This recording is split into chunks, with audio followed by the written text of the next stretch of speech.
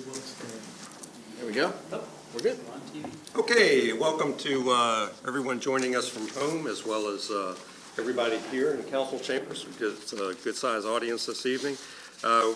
This is a work session between the Parks and Rec Advisory Board, and they're going to give us some briefings in the City Council. And what we really want to hear, there's two goals. There's obviously we want to hear what you're working on, what Parks and Rec Board is working on for the city. But we also want to get together, one of our outside goals is to make sure that we meet with all of our boards in one setting periodically, try to keep it to a year, and make sure that we can meet with everybody so that we have time together and hear what you're thinking and those sorts of things. So I want to make sure everybody feels very comfortable to up this evening, but not you. But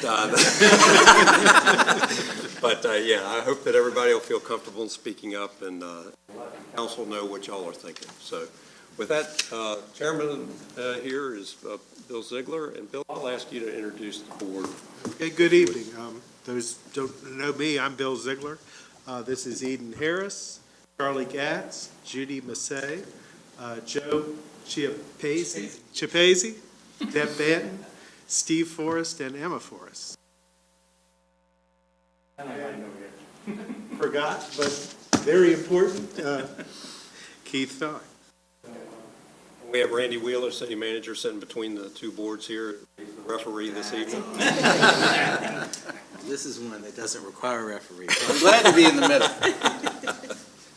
So anyway, go ahead, Bill. Okay, well, thank you proceed. for letting us come and meet with you tonight. I think it's actually been 3 years since we sat down with City Council. But we're going to go over 4 areas.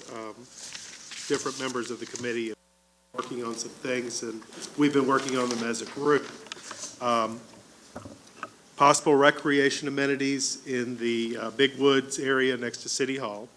Additional facilities in South Lawson, items that were of interest based on the 2018 comprehensive plan and the upcoming master infrastructure plan. We have a great situation in Poquoson that we have a great staff in Parks and Rec, and we have a great support staff that maintains the facilities in Public Works. Just this morning, there was an article in the paper about referencing a study, it didn't mention Poquoson, but I wish it would have, about health rankings in Virginia. And Poquoson, out of 133 areas in the state, ranked number 8, which I think does a lot for our town. And we were higher. The only other local community that ranked higher than us was York County. So people, as a realtor, I know people choose an area based on schools and recreational activities and quality of life, and I think Poquoson really has a good handle on all those things. With that being said, I'd like to move on. And how would y'all like to do this tonight? Do you want us to go through our presentation and then we'll have a discussion afterwards? Is that the best way? Okay. We're going to start with potential City Hall Big Woods area recreation enhancements. And Steve is going to start off with information for us. Yeah, thanks again for having us. It's fun to be here. Glad my daughter gets to see this. Over the last few months, the advisory board spent a lot of time looking at the Big Woods for recreation opportunities.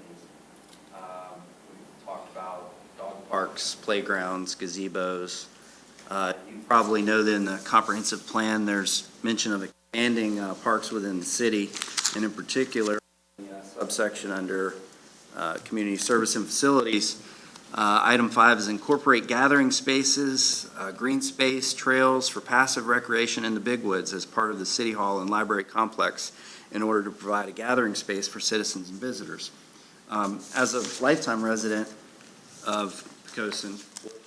By the way, I'm happy to say I love this board because the diversity of it is really pretty cool in terms of full-time residents, age, so it's been really fun to bounce ideas off these folks. But as a lifetime resident, one of the few on the board, I've always felt like Poquoson we lacked a town center. We never really had a common gathering place. When I was a kid, I remember Messick Point was a hub, and it was a true gathering place.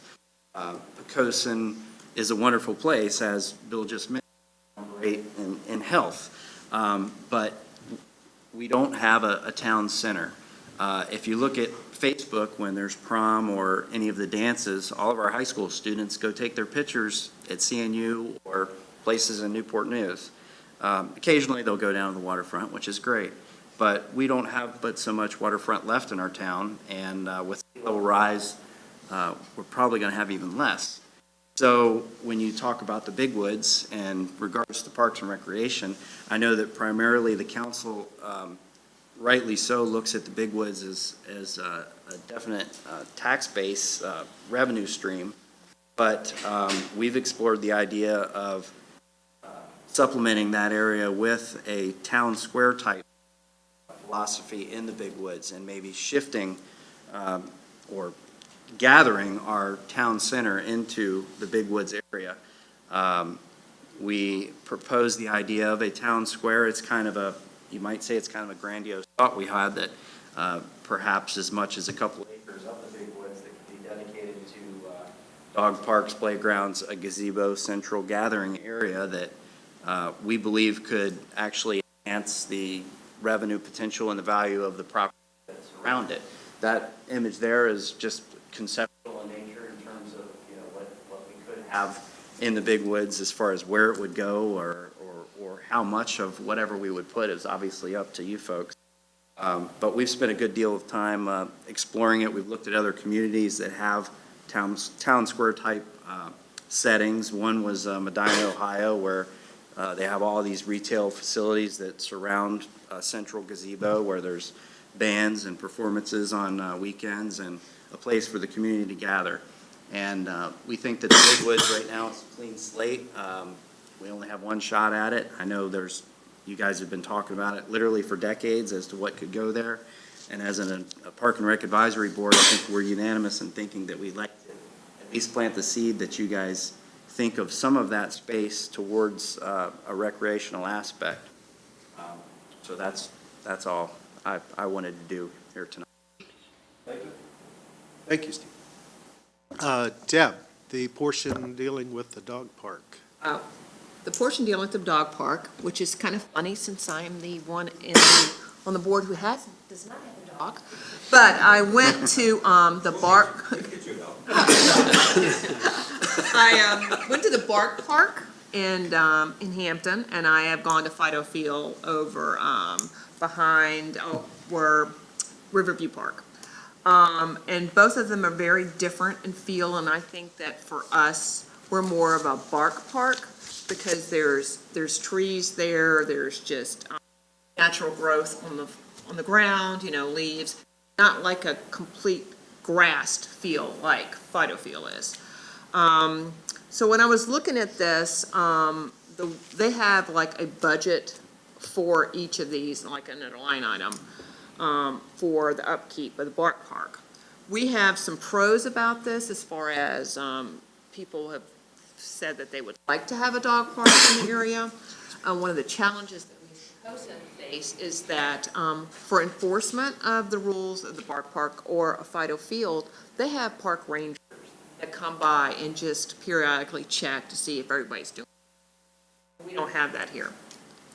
The location, what we thought before is near City Hall, in that area. We would probably have to have two different areas. One big park, but a place for the smaller dogs, and then fenced off for the larger dogs. And we would need some water there also. I have some pictures if you ever want to, this, goes further of what the Bark Park looks like. And then maybe some benches for the people that own the dogs to take care, be sitting and having, some friend time. One of the other things about, the Bark Park was the maintenance, so we would have to maintain it. And, one of the suggestions when we were talking about the actual, rules and regulations about it is maybe like, I'm on the the Poquoson Library over there, maybe you want to have a Friends of the Dog Park. And maybe, they can have the people that kind of monitor it. Because I've talked to other people that have used the Bark Park and Fido Field, and the owners pretty much know each other, they see each other all the time.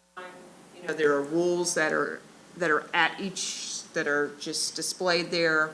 You have keys to get in, you have like a door, you go in, you shut the door, then you have another door to go in. And it's kind of self-regulated there. The cost too would be the fence and the enforcement, or how much land you'd actually want to have for the dog park. I think that is all that I have. And then also it was identified in the comp plan as one of the needs. Thanks, Deb. Could I interject? I understand the Girl Scouts are going to. Oh, okay, that would be Oh, great. great. I'm glad I bought cookies today then. The other element of the potential recreational developments in this area would be a pocket park, which we don't really have to go into detail about, but because we have one down Essex. But we thought it would be a good complement to the library. People bring their children to the library. It'd be another attractive feature for citizens. Moving on to South Lawson Park completion. Keith. I actually wrote some stuff up there, so bear with me. As you know, I'm a little partial to South Lawson Park due to efforts with the Civic Club I belong to. We've been doing that since 2011. You can name it. Okay, Lions Club. Thanks. Okay, first thing we talked about was a health trail, a fitness trail, walking trail, jogging trail, whatever we like to call it. You can kind of see a little outline there. Whatever we wish to call it, it's a trail that's been on our mind since the beginning of the South Lawson Park. Our student representative, Emma, over there, brought it back to our attention last fall when she started speaking of a place where people could run or jog to kind of help the cross-country team. And while the park isn't big enough to hold a 5K by any stretch, it is a good place to be able to have a health trail that would facilitate people, at least in that area, and people that would come to the area. I've been down there many times and seen lots of people out walking. The board looked at several options, including a perimeter completely around the entire park, but kind of got away from that and got to this one. If you can see the yellow line, I don't have a laser pointer, but basically it goes down the middle road, around the pond, and back to the parking area, and that measured out at 1.5 mile. The only things that would need to be done, because it's paved all the way in the parking lot and back there, but around the back of the west end of the pond needs work, and then paving all the rest of the way down the south side would have to be done in order to be able to be ADA compliant for people that would walk or need assistance being pushed. It also will help getting people out to watch sport activities that take place on the soccer fields and what other kind of venues that would happen out there. So that's kind of our push on there. Now, we did know or find out that the city engineer has advised the board that her office is seeking VDOT funds for trail improvements that may come available as early as the 1st of October of this year. That would help pave the entire loop. It also would help to mitigate stormwater issues at the park. So one of those things. Also, an idea would be maybe something that would connect this trail with other trails. Because this is the only area of the city that has really good dedicated sidewalks, it takes you all the way up to the middle school. If the concept of connecting the schools, middle, elementary, and high school with walking sidewalks comes to fruition, that would be able to connect South Lawson Park to the museum trail all the way up to the high school, which is. We're talking about that tonight. Oh. Okay, yeah, exactly. So that kind of thing would be able to connect all the way down to to this. So that was our idea as far as a trail at the South Lawson Park area. Second thing was something that we didn't know. Bill and I went and talked with Tom Jones at Public Works, just to get a feel for, didn't want him to be surprised by anything we talked about, and we don't want to be surprised by anything he's got planned. So it turned out that we talked about the pond a little bit, not wanting to get off our track here, but they're already looking at pond, fountain type area in order to bring life back to the pond. The pond right now, if you go down there, especially in the summer, it's almost 50% covered with some type of growth because it's not a healthy pond right now. So in order to make it healthy, it does need aeration, and rather than have an aeration, one that just bubbles up, he was looking at one that would be more like a fountain, which would give more attraction, be a more attractive option. He's already got it priced out somewhere in the neighborhood of $15,000 to $20,000 for the pump, but another $15,000 or so in order to bring electricity out to make it operate. He has looked at solar options and basically has ruled them out that wouldn't be big enough to accomplish what we need to do, because the pond is pretty good size. Okay, also up there is the one that's always been the biggest item brought up to the attention of me whenever I'm down South Lawson Park and I talk to people, is the need for restrooms. A lot of activities go on down there. For as far as the Parks and Rec activities go, most of the games that are played at the same time, and then parents will leave because they got other things to go to, and a new set of parents will come with their kids and play. But on Sunday, with the Islander Soccer Association involved, there's like day-long activities. The one porta potty that's down there now easily gets overtaxed. So something on the neighborhood of something that's up there in the upper left-hand corner is in order. We looked at that particular one, because when we talked about it, we talked about, well, how many do we have to have, what kind of volume we have, and Gretchen was great at providing us with that information. But because of that, we started also thinking of, with Gloucester High School being sharp in everyone's mind, maybe it would be in our best interest, rather than have men's and women's restrooms, to have individual restrooms like is shown there. So basically that is 4 unisex rooms, one of them being handicap available. However, when I did contact that company as to how much it would cost, it was in the $200,000 range before site prep. Where we would put that, I don't know if you have that picture back up for the park there, that would have to talk with Tom, is down where the little playground areas is. It would be, well, we originally talked about that, but Tom was saying, well, it could easily go on the other side of the playground area. So because the electricity, sewer, and water is run out to that area about where the playground is, it wouldn't be that much more to go farther on it. That was something new I did not know that Tom helped us with. So that's a good thing to know. Now the elevation of the park is right at 7 feet because of all the work Tom and the people had done to get it up there. So to raise it above the floodplain level would only require another 4 more feet, which we were wrestling with for a long time, but we thought it was going to take about 7 or 8 feet, but it's only about 4 more feet. So that's something that's not so difficultly doable. Okay, back to the next, last slide. Thank you. Picnic shelter. This has come up several times too. Large or small, there is no large picnic shelter in the city. There's a smaller one over Municipal Park that holds about, right now it's got 4 picnic tables in it, but it could go up to about 6, maybe a few more in there, which would be a small party. The attractiveness to have one down there, maybe a small one or a large one, would be the fact that families could use it for picnic areas. The sports teams that could use it, like before games and after games. While they're playing the games, obviously they're on the fields, but that would allow them to do that. Also, families that come to watch the games and have a place to go sit. There is not a whole lot of shade down there right now. Matter of fact, there's none, so the trees start growing a little faster. So something like that would help on a really hot summer day to do that. Also looked at that, a small one somewhere in the 20 to 20 by 28 foot thing, which would hold about 6 to 8 tables, and also look at the about 24 by 40 foot, which will hold about 10 to 12 tables. The costs really were not that prohibitive. They were in the $10,000 for the small one, up to $20,000 for the larger one. But that again is basically pieces. Someone gets to put it together, and someone gets to do the site prep for that. Site prep for a picnic thing is not that much. Basically a slab of concrete, and you go from there.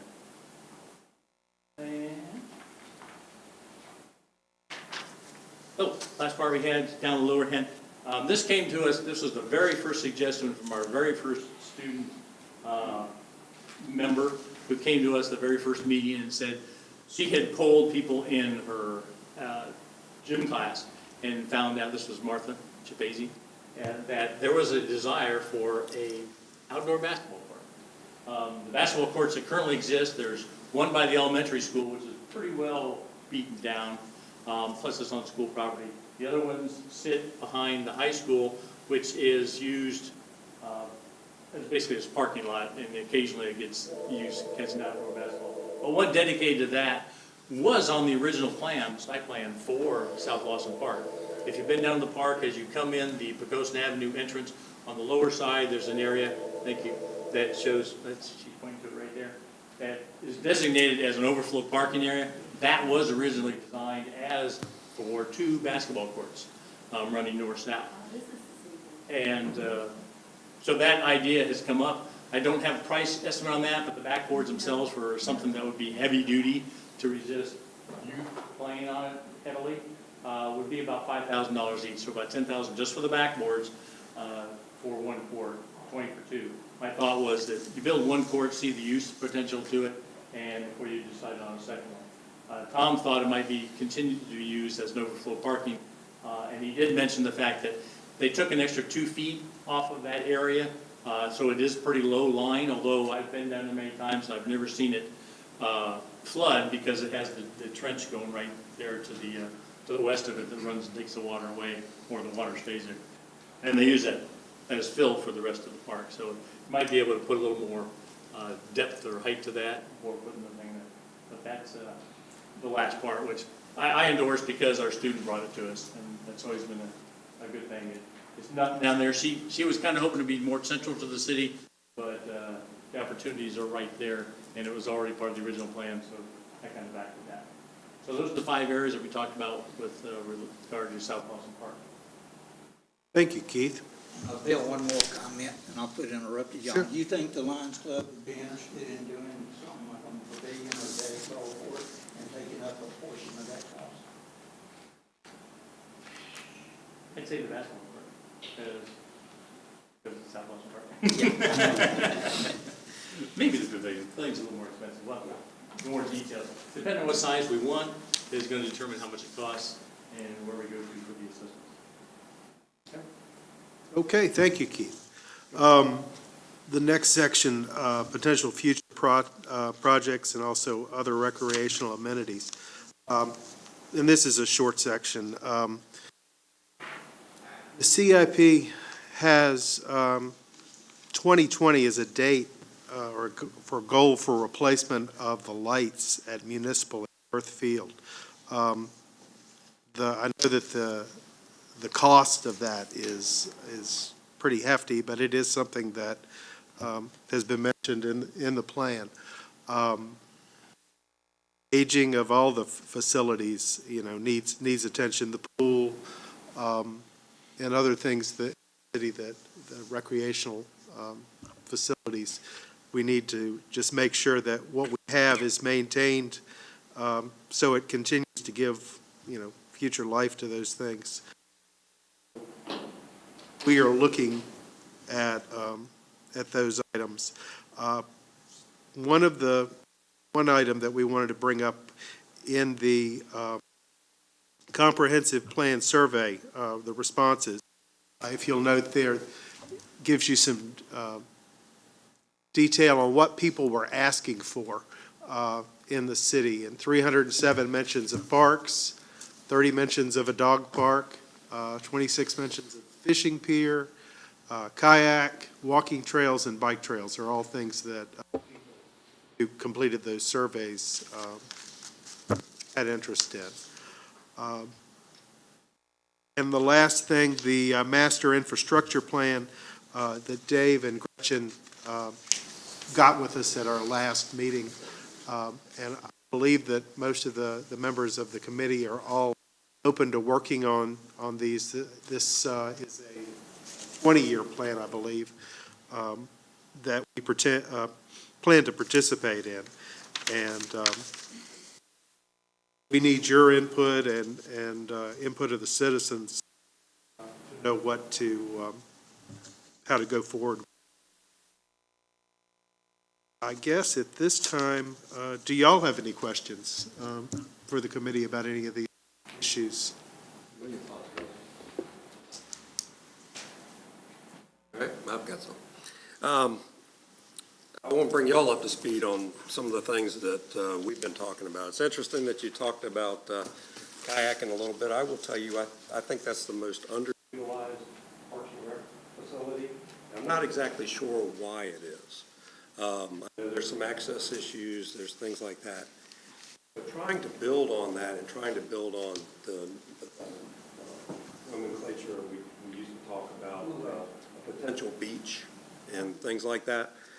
Randy and I have been meeting, and I want to take an action item here to include the chairman of Parks and Rec Advisory Board when we meet with Fish and Wildlife yet again to talk about access to some of the outer islands, Cow Island being one area of Plum Tree Island that we believe could be cleared, those sorts of things. But we've talked to them about 5 times over the last 2 years, and it's clearly an oversight, and it popped in my mind tonight when we were going through this, which is why we need to get together more frequently, that you should be involved in those discussions, that you can bring something to the table, because they'll ask Randy and I, well, how are y'all going to maintain it? Do you have the people that want to do those sorts of things? So we're going to include you in that next discussion. I will tell you that you're working with them not only on access, but on, you said something, somebody said something during their talk about sea level rise. And of course, everybody's concerned about sea level rise and, or is it global warming or whatever it is. But one of the things that we're most concerned about is hardening, and hardening not meaning some kind of bulkhead, but hardening of Plum Tree Island against further washing of that feature that protects places like South Lawson Park. I would tell you there's a couple things. I think that we really ought to turn up the volume on Parks and Rec. I think it was Councilman Hux who was talking about, sometimes if you want to be a small city and you're not necessarily getting a lot of interest in big business, maybe you just need to be the best small city that there is around. I think it was something to that effect, Dave. And I think the missing link here is, as you talked about, potential, and I think now is the ideal time. We know that there's going to be development around City Hall. We actually have the plans now submitted by the developer within City Hall. Okay, so we know that there's going to be that around City Hall is going to be a hub. Okay, and I'm really interested in what you deal with in terms of bringing people together. Bringing people together, dog parks, gazebos, children's parks, anything like that. I think that we make sure that we talk to the developer about, what recreational amenities can we team on. When you're doing this development around City Hall, see if he's open to teaming. We can't basically say you got to do this or. But what we can do is work to team with him and do something there. I'm interested, nobody said anything about camping. No citizens said anything about camping. There's really nothing, yet we have some interested players down Browns Neck, I think, in campgrounds and things like that. So it's interested that never made the thing. And I would tell you that restrooms at South Lawson Park, that is just a need for the city to provide. So what I would really be interested in is what are our options? Is it sewer? Is the a year-round park use? Is it something that we lease additional better facilities than just porta-johns? What is it that we do? But you shouldn't have to come to a city park and not be able to go to the restroom, and it's not like there's other public facilities within a short walk, right? So that's just something that I think we're dinged on, you know, we're delinquent, we need to do something about that. And then don't ever draw the line between yourselves and schools. Don't ever draw that line, because I will tell you that the school board hears from us all the time. These are, we, the taxpayers, build these school facilities. Okay? And those school facilities and Parks and Rec Advisory Board really need to be linked up. And if we're not talking between those two boards, we need to basically increase that communication, because what you need in terms of basketball courts and all those things is the same thing that they need. Okay? And I don't ever want to say, here's a school facility and the citizens can't use it. All right? And, you know, not when the citizens pay for the schools and pay for all the facilities. We actually share those facilities quite well. In fact, most of your basketball camps are held in school facilities. So I never want to have that line drawn that we don't have one, but the schools do. And Randy, I'd like to take an action item on the lighting, parks with Virginia Power. A lot of times they'll give us a project that they would like to do. So that sounds like that. All right, so we'll at least ask. And maybe that would loosen up money to do other things with. That's my feedback. Does that open any thoughts of council, or am I way off? It's okay if you tell me I'm way off. Y'all have done that before, so it's okay. No, I had the same thought about the basketball courts. I wrote a note, can we improve the current courts? Can we put money into, if those aren't up to par? It sounded like we have several of them. Can we put money that might be cheaper than building new courts and improving those? I love the idea of the children's park, dog park. I know you had mentioned at some point splash pad, which I think would be great to incorporate with that children's area there. So I'm all in favor for something around City Hall. Gene, I had similar to Anna about the courts at elementary school. I think we definitely need to look into that and improve it if need be, and make sure can use that. That's one big thing, and I think I was also wanting to hit on the restrooms. Whether a $200,000 restroom is feasible, probably not. Improvements, I think we can do that. As if it's just one, I've seen the kind of people at South Austin Park on big days. I used to work for Gretchen in high school, and we can do better than one porta potty, I think, for a fairly reasonable cost. And I like the walking trail idea at the park. I think that's definitely achievable. The only thing during my time on council, my sisters requested is a dog park. And so if I didn't say I supported the dog park publicly, I would lose a vote. And it would be hers. So that is something, actually that's something the mayor brought up recently. I think it's a great idea, so I like it. I like a lot of it too. What I would say is one of the main things that we probably ought to do, because we have more than we can do, right? I think we all recognize more than we can do. So how do we say, what are the priorities here, here, here, and here, and what does that cost for CIP, and then where do we go with it? And but we also ought to open the doors to all the community groups that help us more than they should have to, but they do help us. And public donations. That's one thing I think that we're missing here in the city is people will give to their alma mater, but they won't give to their hometown. So something I'd like to try to encourage more something named after you. I don't want the hunt dog park. Okay, so just put that down.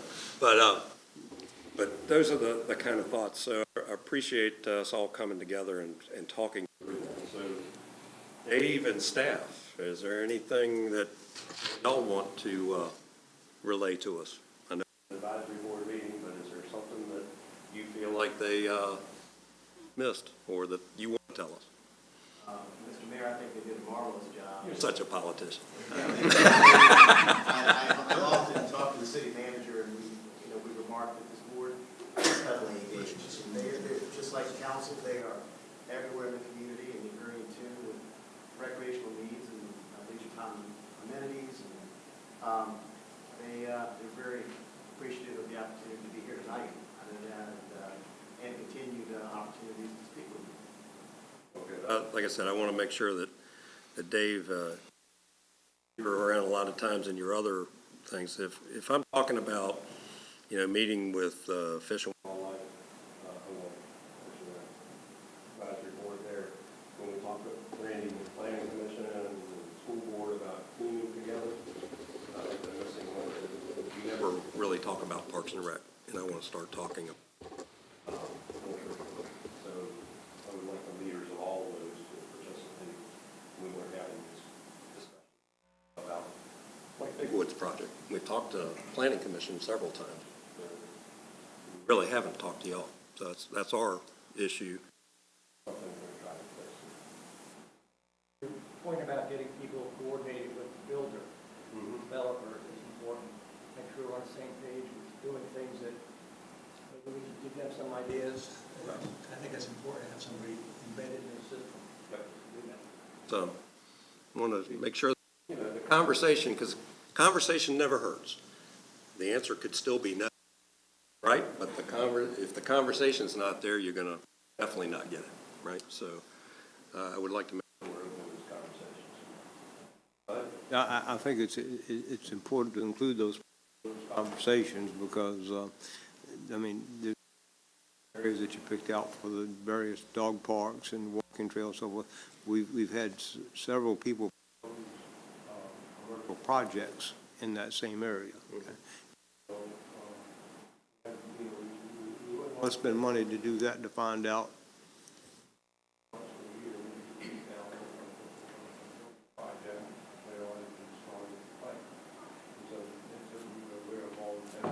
Possibly be happening in the Big Woods area. But likewise, and I hear your point, I think it's a really good. Likewise, there's properties within the city that are hampered with wetlands regulations, setbacks that can't be used except for recreational type facilities. So, it's really about fitting it in the right place. Don't get stuck if we say, well, we're not going to put the dog park where you said it was going to be, but it's going to be in that area. What we want to do is make sure we're talking about that. And that's not we're going to do that. Those are the types of conversations, so it's always fluid as far as moving parts.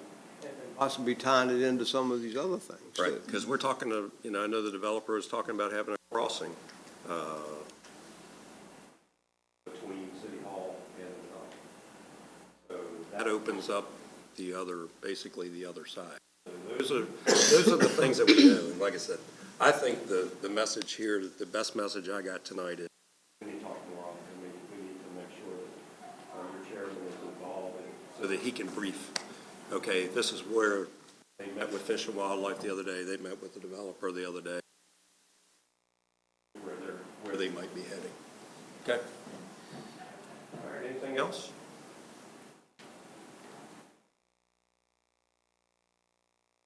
Wow, y'all are a quiet group. All right. All right. Well, thanks, and we'll close the work session then. Thanks. Thank you. Thank you.